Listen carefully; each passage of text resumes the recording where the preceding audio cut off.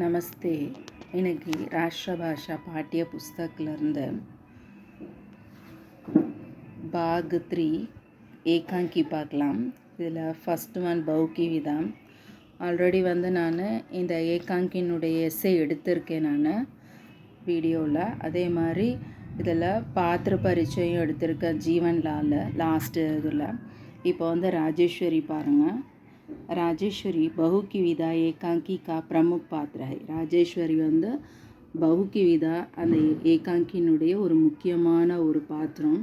வஹ ஜீவன்லால் की पत्नी और ரமேஷ் की माँ है. அவங்க ஜீவன்லாலுடைய ஒய்ஃபு, அப்புறம் ரமேஷனுடைய அம்மாவும். आम तौर पर सांस अपनी बहू के विषय में काफ़ी कठोर रहा करती है.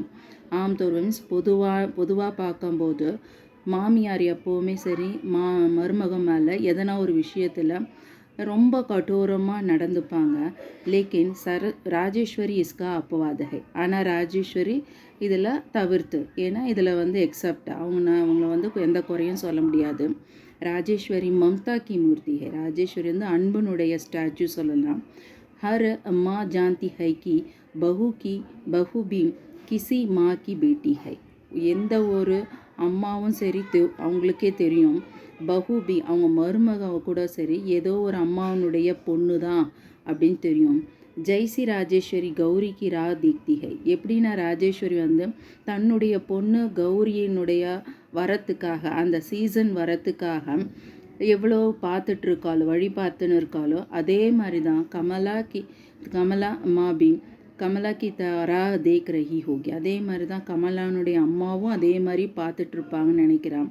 इसलिए वह प्रमोद को अपनी ओर से 5000 देने को तैयार होती है. இதனால் அந்த பிரமோத், கமலானுடைய அண்ணன் பிரமோதுக்கு 5000 ரூபாய் கொடுக்கறதுக்கு தயாராக இருக்கிறான். ராஜேஸ்வரி अपने पति जीवनलाल के लालची स्वभाव को पसंद नहीं करती. ராஜேஸ்வரி தன்னுடைய ஹஸ்பண்ட் ஜீவன்லாலுடைய பேராசை, அந்த ஸ்வபாவம் சுத்தமாக அவங்களுக்கு பிடிக்காது. अंत में जीवनलाल के मन ने जो परिवर्तन होता है उसका कारण ராஜேஸ்வரி है. லாஸ்டில் ஜீவன்லாலுடைய மனசு எப்படி சேஞ்சஸ் வருதோ, மாறுதல் ஆகுதோ, அதனுடைய முழு காரணமும் ராஜேஸ்வரியை தான் போய் சேரும். இதில் ராஜேஸ்வரியுடைய கேரக்டர் நல்லா அழகாக கொடுத்துருக்காரு. இதில் அந்த கதையினுடைய ஏகாங்கி எஸ்ஸே எடுத்திருக்கேன். அதே மாதிரி ஜீவன்லால் பாத்திர பரிச்சயம் எடுத்திருக்கேன். இப்போ ராஜேஸ்வரி இந்த பாத்திர பரிச்சயம் பார்த்துக்கோங்க. இந்த பாத்திர பரிச்சையில் எதனா டவுட் இருந்தால் எனக்கு கமெண்ட் பண்ணுங்கள். தன்யவாத்.